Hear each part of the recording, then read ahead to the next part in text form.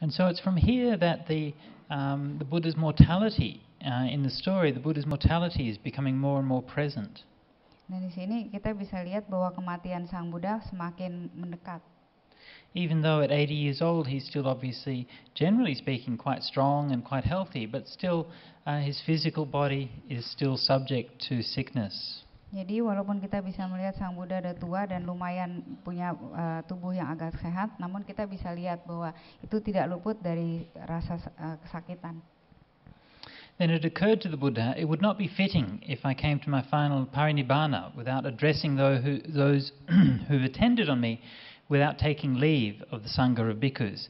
Then let me suppress this illness by strength of will, resolve to maintain the life process and live on.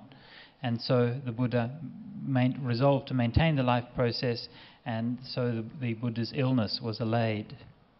Jadi, namun pada saat itu Buddha terpikirkan, kayaknya tidak pantas jika saya meninggal tanpa memberikan wejangan dulu terhadap semua orang yang sudah selama ini melayani beliau.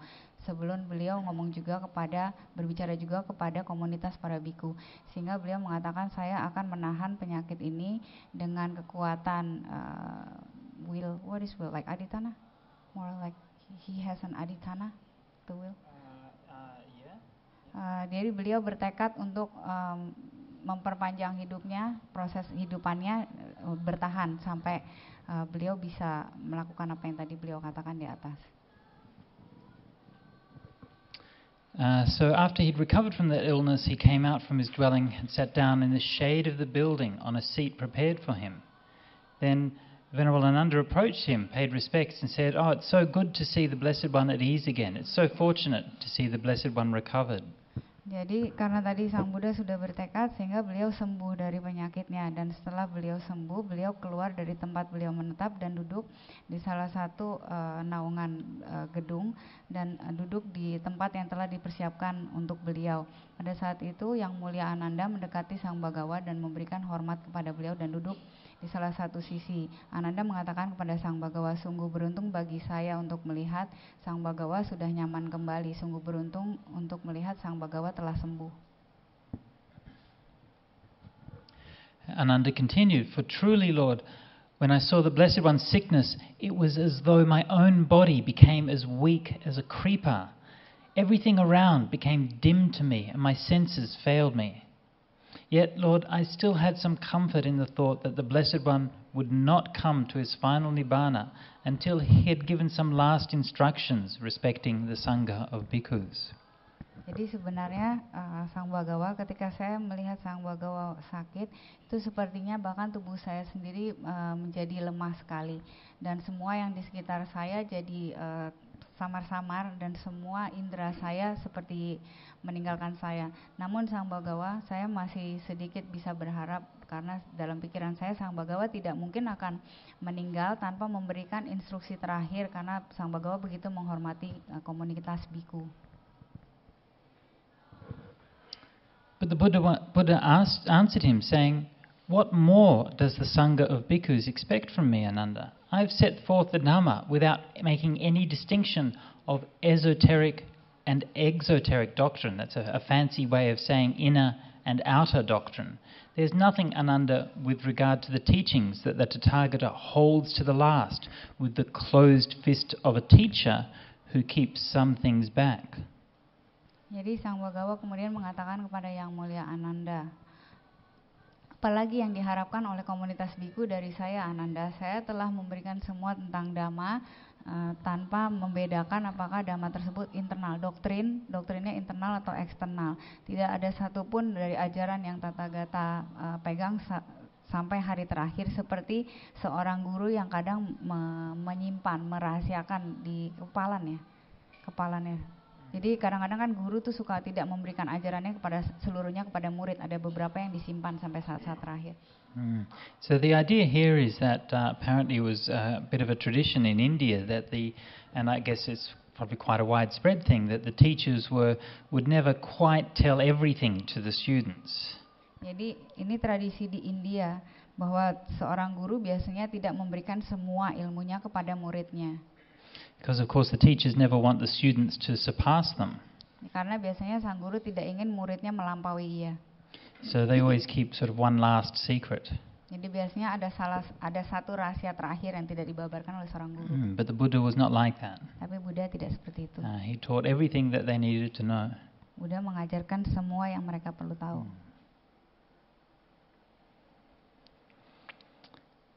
The Buddha continues, whoever might think that they should lead the Sangha of bhikkhus or that the Sangha depends on them, it is such a one that would have to give last instructions. But Ananda, the Tathagata does not think that it is he who should lead the Sangha of bhikkhus or that the Sangha depends on him.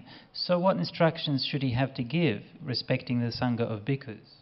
Jadi siapa saja yang menganggap dirinya dapat memimpin komunitas para biku atau para biku tersebut bergantung kepadanya, maka orang tersebutlah yang mungkin harus memberikan instruksi terakhir pada saat menghormati mereka. Tetapi Ananda, Sang Bhagawa tidak memiliki pikiran seperti itu, dan ialah yang harus memimpin komunitas para biku atau para biku harus bergantung kepada dia.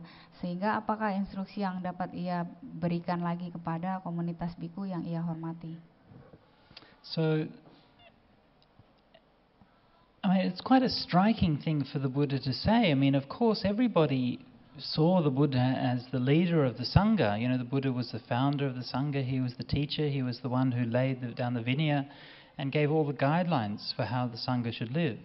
Jadi sebenarnya kan para Sangha selalu melihat Buddha sebagai sosok pemimpin, karena Sang Buddha lah yang membangun fondasi untuk Sangha, juga Vinaya itu juga diberikan oleh Sang Buddha, dan bagaimana para biku harus hidup itu juga Sang Bhagawa yang berikan.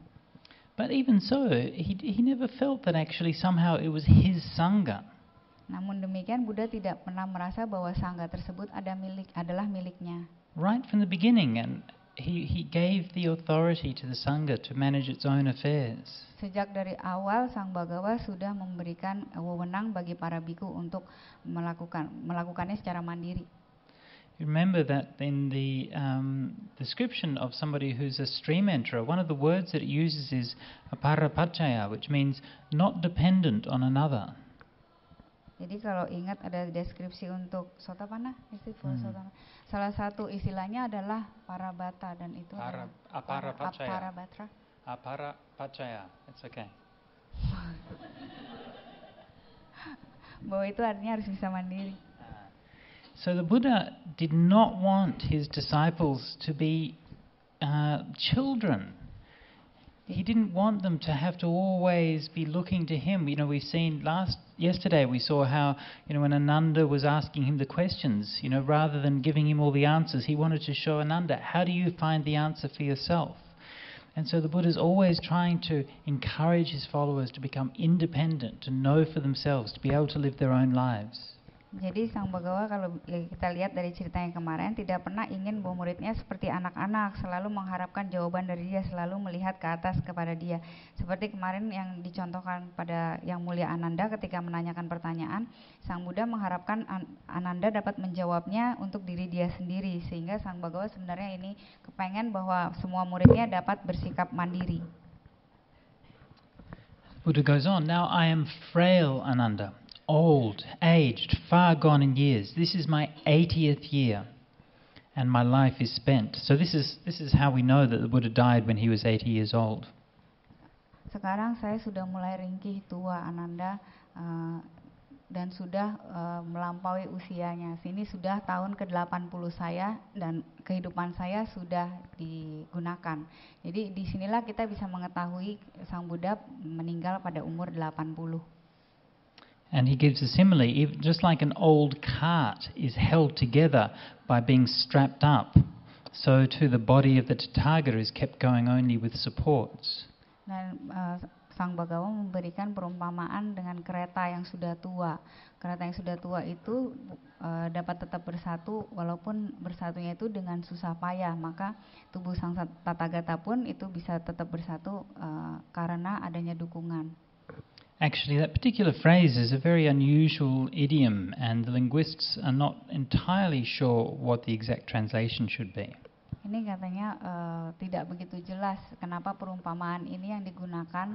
Mungkin is it because the translation is not really clear, or it's because the Pali is very it's because the So there are some phrases that only appear in this context in the Pali, so nobody knows exactly what they mean. Jadi kadang-kadang karena kata-katanya dalam bahasa Pali, mereka tidak begitu tahu apa arti yang sebenarnya. It's Ananda, only when the Tathagata disregards external objects with the cessation of certain feelings, he attains and abides in the signless concentration of mind, the animita ceto samadhi, that his body is more comfortable. Dan hanya ketika sang Tathagata jadi cuekin objek yang eksternal dan menghentikan itu cessation, itu menghentikan perasaan-perasaan tertentu, maka pada saat itu ia dapat menetap dalam what is the signless concentration of mind, one pointedness. Very deep samadhi. Itu adalah samadhi yang sangat dalam, yang tadi signless concentration of mind. Maka baru ia bisa merasakan tubuhnya lebih nyaman. Yeah. So only when he's in very deep samadhi could the Buddha escape from the pain. Jadi cuma pada saat sang Buddha berada dalam samadhi yang sangat dalam, maka pada saat itu sang Buddha baru bisa menahan, baru bisa lepas dari rasa sakitnya. And the Buddha goes on, therefore Ananda, be islands to yourselves, refuge to yourselves, seeking no external refuge. With the Dhamma as your island, the Dhamma as your refuge, seeking no other refuge. Oleh karena itu Ananda, jadilah pula untuk dirimu sendiri, jadilah perlindungan untuk dirimu sendiri, janganlah mencari perlindungan dari luar. Gunakan Dhamma sebagai pulau, gunakan Dhamma sebagai perlindungan dan jangan cari perlindungan lainnya. Atta dipang bhikkhave viharata atta saranang ananya dipang ananya saranang dhamma dipang bhikkhave viharata dhamma saranang ananya dipang ananya saranang. And how, Ananda, is a bhikkhu an island and a refuge to himself?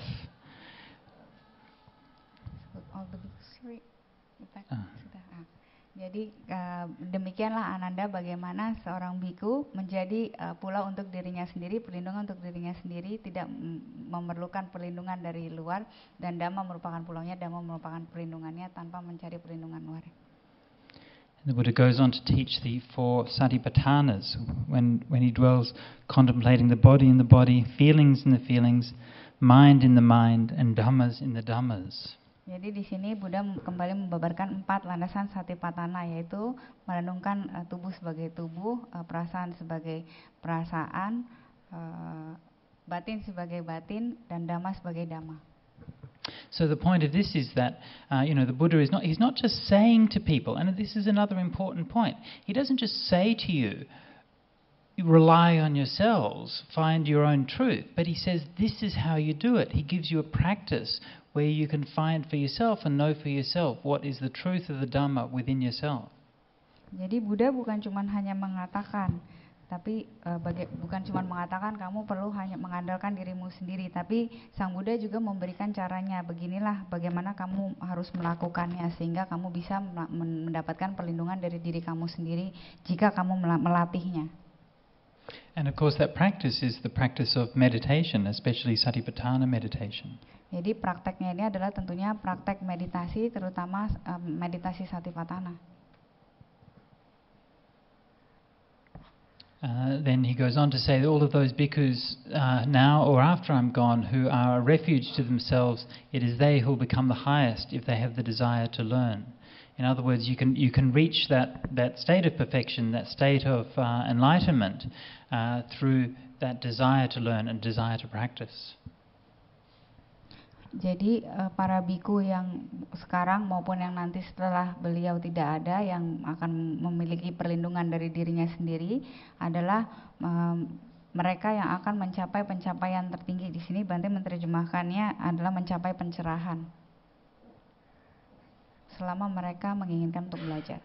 So they just have to have the desire to learn. They have to have the desire to practice, yeah. Jadi harus mempunyai keinginan untuk praktek. Then the Buddha took his bowl, went to Vesali for alms, and after the meal he said to Ananda, take up a sitting cloth, Ananda, and let us spend the day at the Chapala shrine. Kemudian Sang Bhagawa mulai mempersiapkan dirinya di tengah-tengah sebelum siang ya, membawa patanya dan jubahnya, kemudian pergi untuk pindah patah. Setelah pindah patah selesai, kembali, kemudian Sang Bhagawa mengatakan, ambil itu sitting cloth, kalau biku duduk biasanya ada lembaran kain untuk dialaskan di ini. Nah, kemudian Sang Bhagawa mengatakan kepada Ananda, marilah kita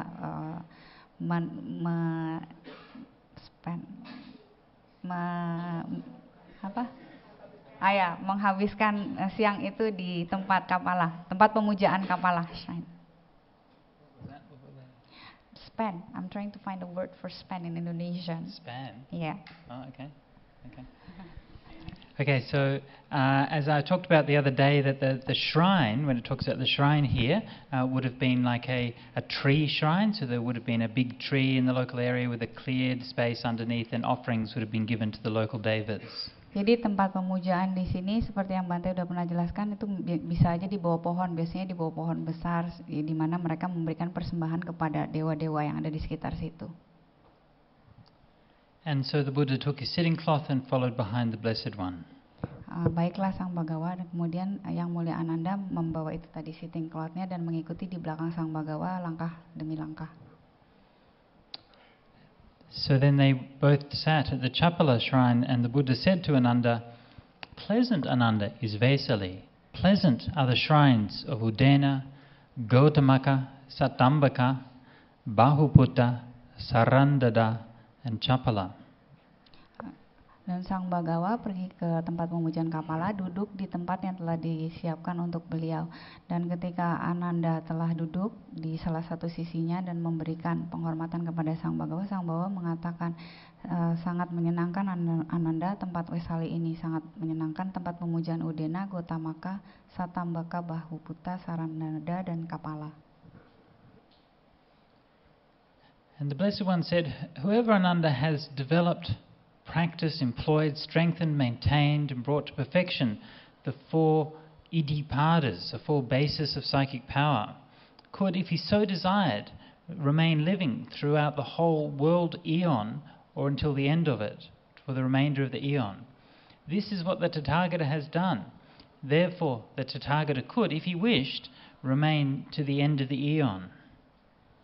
Dan Tathagata Sang Bhagawa mengatakan, siapa saja Ananda yang telah mengembangkan, mempraktekkan, menggunakan, menguatkan, memelihara, scrutinize itu kalau melihat dengan teliti ya, dan telah menyempurnakan 4, ini saya nggak tahu bahasa Indonesia apa ya, 4 unsur dari kekuatan psikis, jadi para kekuatan batin.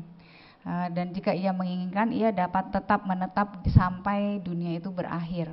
Dan Sang Tathagata telah melakukan ini, sehingga kalau Tathagata menginginkannya, maka ia dapat tetap hidup sampai sampai akhir dari dunia. So this group of Dhammas which the Buddha is referring to here, the 4 iddhipadas, who knows what the 4 iddhipadas are? Ada yang tahu nggak 4 iddhipadas apaan? Itu psychic tadi, 4 constituents of psychic power. Sorry? Heavenly eye. No.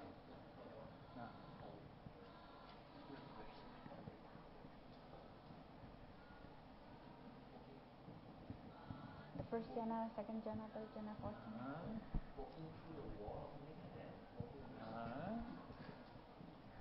Who knows what the 4 iddhipadas are?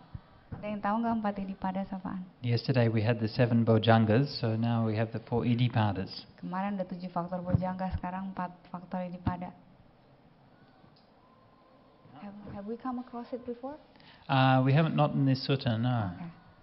Okay, so the 4 iddhipadas: Chanda, Virya, Chitta, Vimamsa. Chanda, Virya,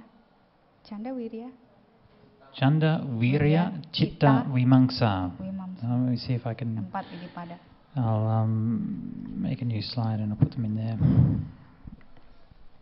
Chanda, Virya,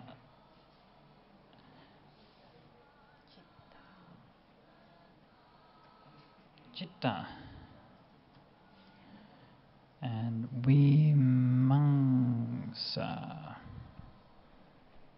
Okay. So Chanda is enthusiasm. Rasa antusias. Enthusiasm is a desire to practice. Keinginan untuk praktek. Virya energy. Citta is awareness. And vimamsa equals inquiry, investigation. Oops. Jadi There you go. canda itu adalah entusiasme, keinginan untuk praktek, wirya itu energi, citta itu awareness, kewaspadaan, vimamsa itu keingintahuan, keinginan untuk menyelidiki sesuatu. Okay, can I ask question? This wirya is also in the 7 factors of Bojjhanga. Is it this? Is it not? Yes, that's right. It's the same. Wirya is found in many different groups, but yeah, it's the same. Okay. What about the vimamsa? Is it the same as the Dhamma Vichaya? Yes, vimamsa is the same as Dhamma Vichaya. That's right. Yeah. Jadi tadi saya nanya, wiryanya ini ditemukan di 7 faktor Bojjhanga, kata Bante iya, dan wirya itu juga ada di beberapa kelompok lainnya, sedangkan vimamsa itu adalah juga nama lain dari Dhamma Vichaya, penyelidikan terhadap Dhamma, ada di dalam 7 faktor Bojjhanga juga. So this group of 4 Dhammas is taught by the Buddha very often. Ini sering diajarkan oleh Sang Buddha. And you can see from the nature of these qualities that it's a very kind of empowering set of qualities. Dan kalau kita lihat kualitas ini adalah kualitas yang sangat memberikan kekuatan besar. So it's starting with that kind of enthusiasm. It's like a kind of a will to live, Jadi will to practice. Yang paling pertama itu seperti ada keinginan untuk praktek, keinginan untuk hidup. And it's interesting that the Buddha associates this with long life. Dan sangat menarik bahwa Sang Buddha mengatakan ini, menghubungkannya dengan hidup yang panjang, usia yang panjang. And it's something that people know today. Say, for example, people working in nursing homes will know that people will tend to live longer when they have something to look forward to. Dan ini kita bisa lihat kalau orang-orang yang tua yang ditinggal di tempat jompo, biasanya mereka bisa hidup lebih lama kalau mereka punya sesuatu dasar untuk keinginan untuk melakukan sesuatu, keinginan hidupnya masih ada, mereka dapat hidup lebih lama. And quite often people tend to die when they've been past, I don't know, Christmas or their birthday or an anniversary or something like that. Dan biasanya orang-orang tua yang tinggal di rumah jompo itu meninggal lebih awal kalau misalnya ulang tahunnya nggak ada yang datang, hari pernikahan ya, wedding kayak anniversary-nya nggak ada yang ingat gitu, nggak ada yang mengunjungi dia, biasanya orang-orang tersebut lebih cepat meninggal. Yeah, so chanda, the wanting to practice, energy is the actual doing of it, the actual persisting, not letting go of the practice. Jadi kalau canda itu keinginan untuk prakteknya, sedangkan wirya itu adalah energinya, jadi benar-benar melakukannya untuk praktek dan tidak pernah meninggalkan praktek tersebut. Citta is awareness. Citta adalah kewaspadaan. And the word citta actually in Pali normally means just mind. Dalam bahasa Pali biasanya citta itu adalah pikiran ya, batin.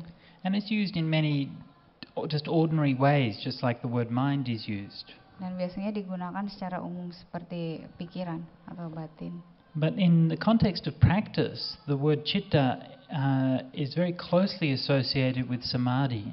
Tapi dalam hal praktek, kata citta ini biasanya berhubungan erat dengan samadhi. And so the meaning of citta here actually is very close to the meaning of samadhi. Jadi kata citta di sini artinya sangat dekat dengan samadhi. And so vimamsa, of course, is the wisdom aspect, is inquiry, the investigation. Dan vimamsa ini adalah aspek kebijaksanaan karena keingintahuan, keinginan untuk menyelidiki. So if anybody wants to learn more about these 4 iddhipadas, I'm going to teach them tomorrow in the meditation retreat, so you'll have to come along there. Kalau yang tertarik untuk mengetahui 4 hal ini, besok Bante akan membabarkannya di meditasi metta bhavana. Bante ngajarin meditasi metta bhavana dari jam 7 sampai jam 5 sore. Jadi kalau yang tertarik besok harus datang untuk meditasi. Okay, so back to the story. The Venerable Ananda was unable to grasp the plain hint, the significant prompting given by the Blessed One. As though his mind was influenced by Mara, he did not ask the Blessed One, "May the Buddha remain, Bhante, may the Blessed One remain throughout the world period for the welfare and happiness of the multitude, out of compassion for the world, for the benefit well-being and happiness of gods and men.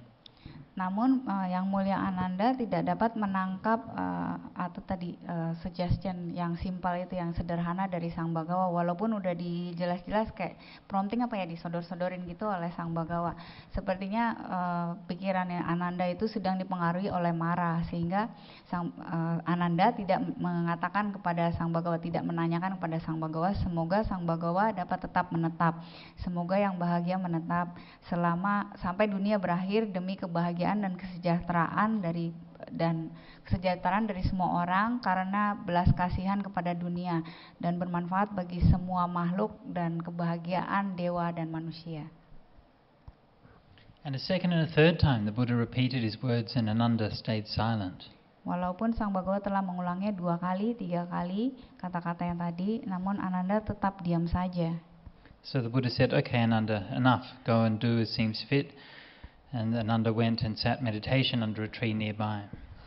Dan setelah itu Sang Bhagawa mengatakan kepada yang mulia Ananda, pergilah Ananda, lakukan apa yang menurut kamu benar.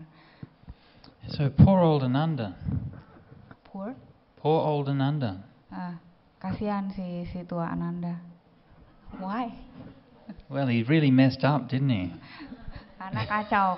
Jadi sebenarnya kalau Ananda saat itu meminta, Sang Buddha mungkin masih hidup sampai sekarang. Is that supposed to mean like that?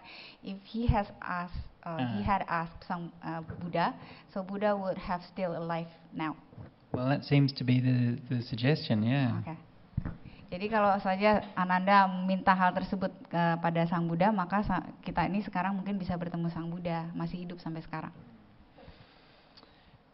You know, in this story, I mentioned earlier that the Maha Parinibbana Sutta was probably composed by Ananda and is a very masterful narrative. It's composed by somebody who has a very good grasp of what makes a good story.